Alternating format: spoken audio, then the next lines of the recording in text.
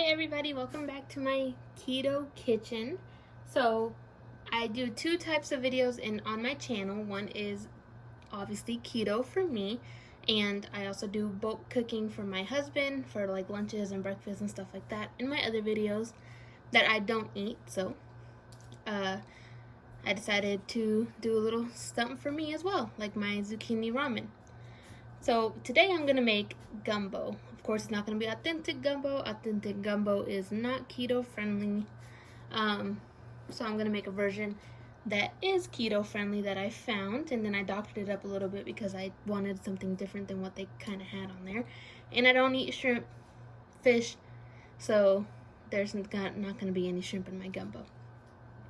Alright, so we're gonna start with the ingredients. First thing you're gonna use is olive oil, about 3 tablespoons.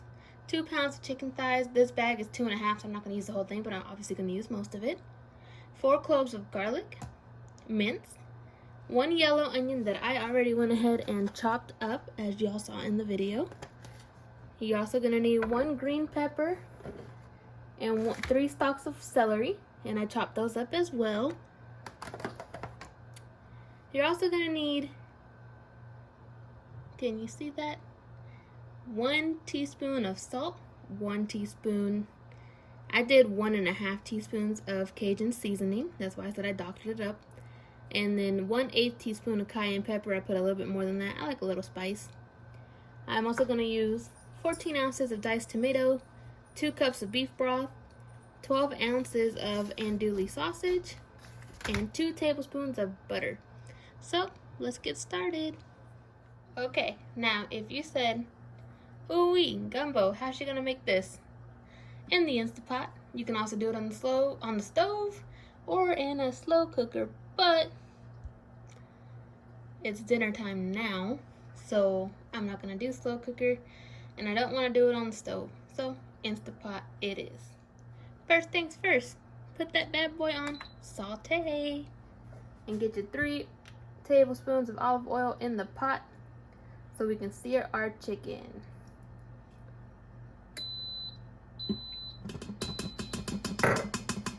Remember from the zucchini video, zucchini ramen, it don't take long for this bad boy to get heated up so that we can start sauteing our chicken. Okay, she's getting hot. It's getting hot in here. So let's go ahead and put in our garlic that we are going to cook with the chicken. And according to this container, 1 teaspoon is 1 clove of garlic, so I need 4 of these.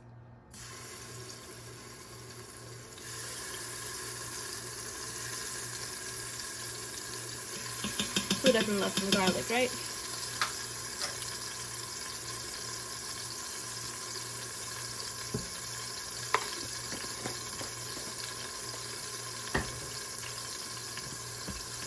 Then we're gonna put in our chicken. And if you're like, ew, she didn't wash her chicken. Yes, I did. Don't tell stories. I rinsed it after I cut it. Y'all just didn't film it. Let's go ahead and put that chicken in there. And we're gonna saute this bad boy together.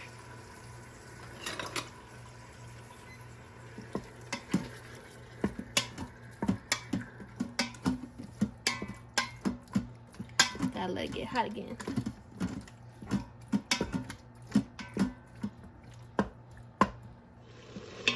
She's heating up again. You're going to keep sauteing this until it turns brown. Then we add our chopped veggies. But for right now, it's not ready. Let's keep sauteing. It looks a little white in the video, but in person, it's a bit brown. So I'm going to go ahead and throw in my onions because we need to get them in there and softened. We also need to get in here the bell pepper and the celery. Dump that all in there.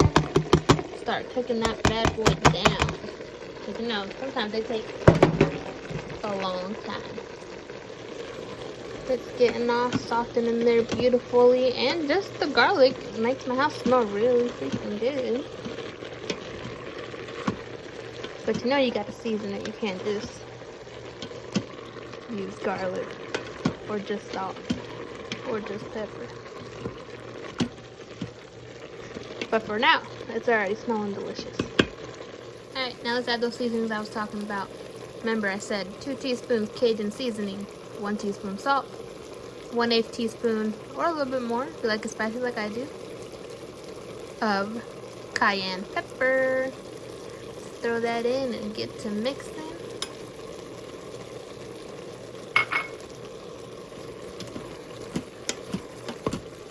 Got my nails done for this video, so I would like for you to notice. Just kidding. So mix that in. Let that cook for a couple more minutes so it can suck up some of that seasoning.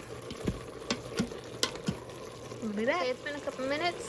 Let's go ahead and add our diced tomatoes.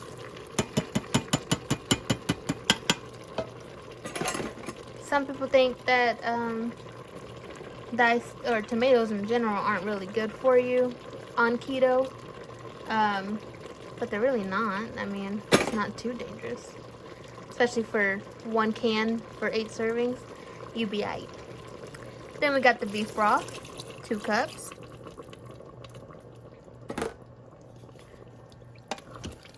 Mix that together.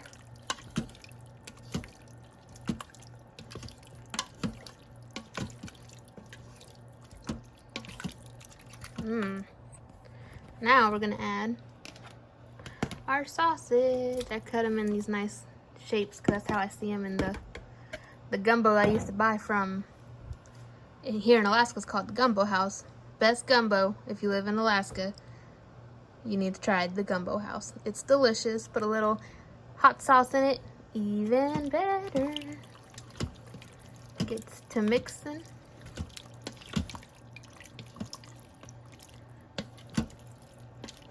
And since this is a pressure cooker, that celery is going to get real soft. It doesn't look very soft in the video, but it's going to get real soft in this pressure cooker.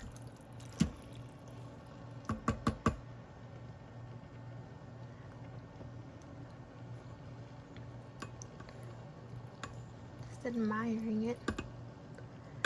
But now we also need to add our butter. So let's get that. Alright, there is my 2 tablespoons of butter.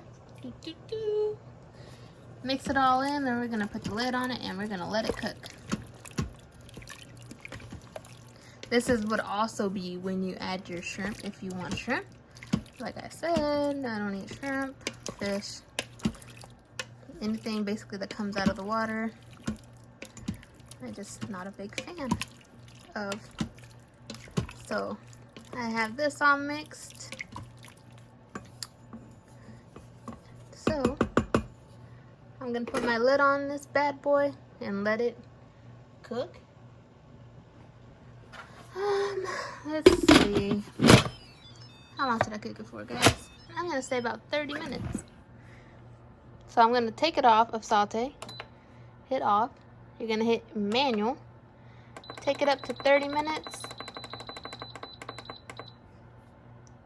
And let her cook. Make sure you have closed your nozzle up here. This will be open, this is closed, so that the pressure stays in the Instant Pot while it's cooking.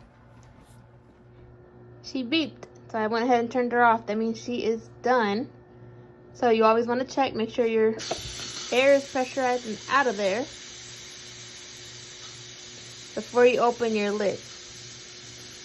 And for safety reasons, they won't let you open the lid anyway until it feels the air is out. Let's check her out. See what she's looking like, because she smells delicious.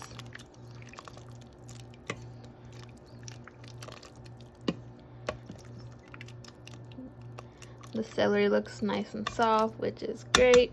Chicken looks cooked all the way. 30 minutes was plenty of time for this. Alright, so usually this you can serve over a bed of rice for people who aren't doing keto, but you know, you make dinner for everybody. Bed of rice, perfect. Bed of cauliflower rice if you want it, for you. Me and my husband are gonna do no rice. I know, that's not real gumbo, but it's okay. We'll do. We'll call it faux gumbo.